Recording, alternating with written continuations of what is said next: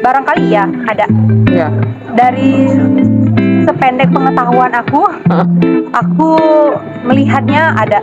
Oh gitu ya. Masih ada banget Ya. kesetaraan gender yang kayak Ketidaksetaraan ya. iya apa ya, kayak lebih menomor duakan perempuan gitu. Iya, oke. Perempuan itu di mata hukum tuh pasti kayak dianggap tuh terlalu lemah ya, atau dianggap tidak bisa dibebankan dengan beban yang terlalu berat, atau nanti dicari orang lain untuk menanggung beban dia.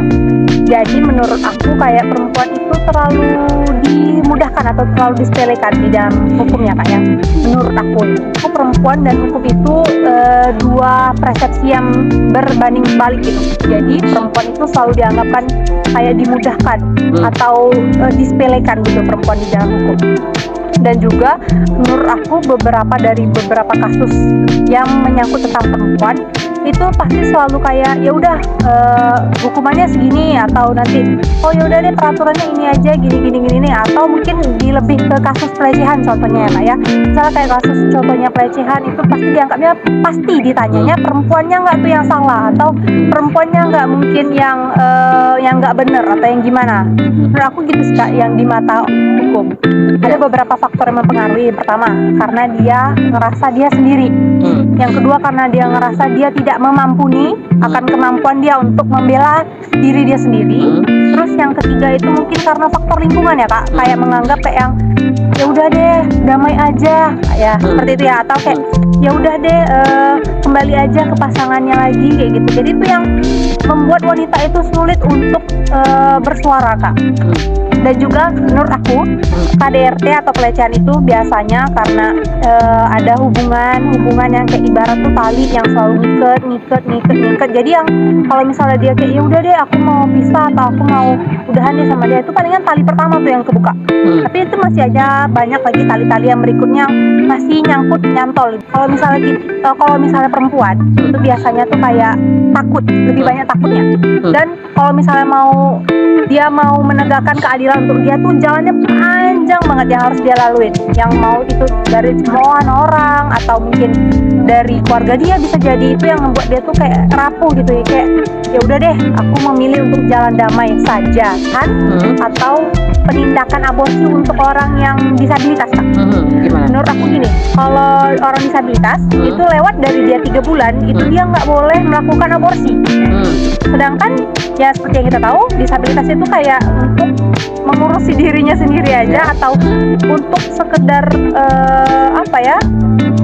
mencakupi dirinya aja itu kayak butuh kerja keras yang lebih ya Kak. Apalagi dia menerima beban dari orang lain sebenarnya yang dia aja nggak mau gitu.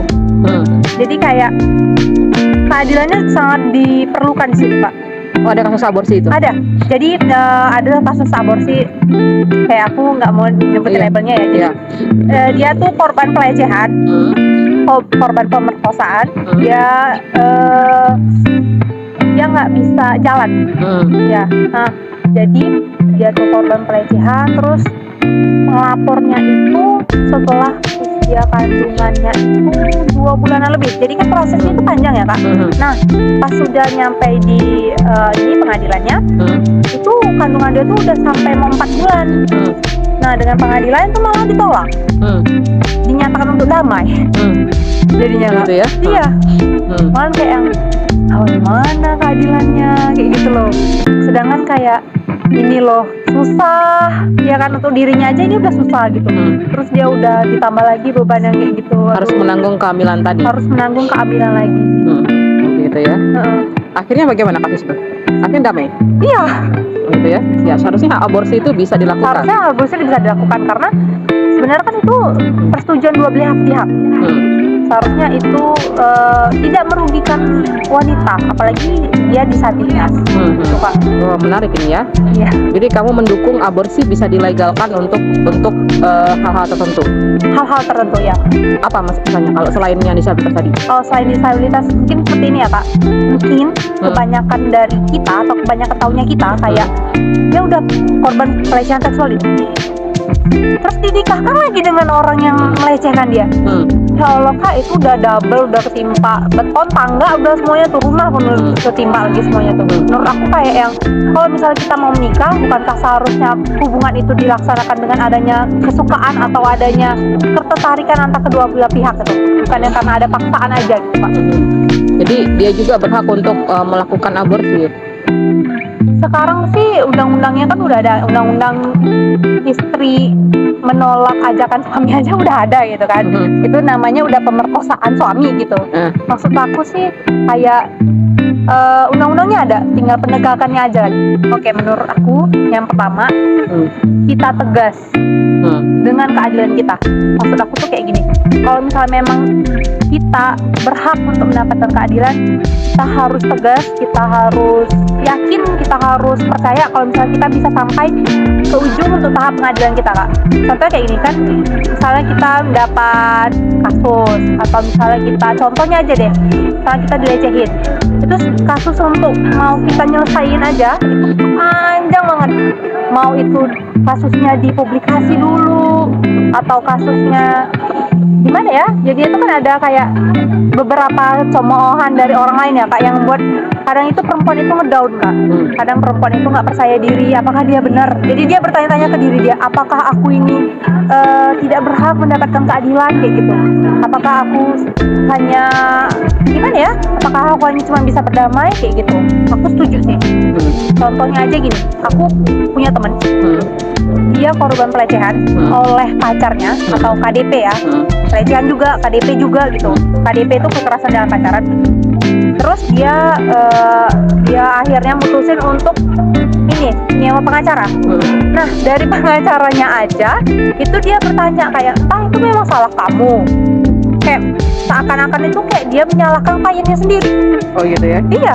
Terus kayak yang, kamu siap nih kasus kamu bakal dipublikasikan ke orang banyak gitu, kamu siap nih kayak apa ya, dapat cemoohan dari orang lain atau dapat kritikan dari orang lain. Menurut aku tuh kayak dari pengacara dia sendiri aja dia udah dibuat ragu. Sementara dia sebenarnya bisa dapat keadilan untuk dirinya sendiri gitu Pak. Menurut aku belum. Ya, kenapa? Untuk sekarang ya. Saya berharapnya, atau aku berharapnya kayak kedepannya bisa lebih adil lagi, bisa lebih bukannya melihat dari sisi gender lebih kayak kesetaraan gendernya aja gitu. Jadi nggak keadilan untuk laki-laki aja, tapi lebih ke perempuan juga. Dan satu hal lagi kayak lebih kayak penegak hukumnya sih kak, bukan institusinya ya. Jadi kayak lebih per orangnya gitu. Gimana maksudnya itu? Maksudnya tuh kayak gini, maksudnya itu undang-undangnya udah bagus, semuanya tuh udah bagus, tapi lebih ke per orangnya lagi. Jadi gitu kayak ya? penegak hukumnya lagi kak gitu. Mereka harus bagaimana? Mereka tuh harus berlaku seadil-adilnya, bukannya tajam ke bawah tumpul ke atas gitu ya. Maksudnya tuh kayak yang kita lebih seadil-adilnya untuk orang yang membutuhkan, untuk orang yang memang benar-benar sangat sangat ditindas gitu, atau sangat membutuhkan keadilan gitu. Peraturan yang ada, undang-undang itu semuanya sudah baik, semuanya sudah terperinci. Tinggal kita menentukan atau kita gimana ya, menyuarakan. Kayak misalnya kayak gini, kita tuh sebagai pendamping, kita menggiring aparat-aparat hukum untuk bisa lebih adil lagi, terhadap gender yang ada, misalnya kayak perempuan, laki-laki gitu. Lebih adil, bukannya adil ke laki-laki aja, tapi juga adil ke perempuannya kak. Percaya diri yang pertama, terus kuat. Kuat mental, kuat raga, kuat jasmani, pokoknya harus kuat semua deh.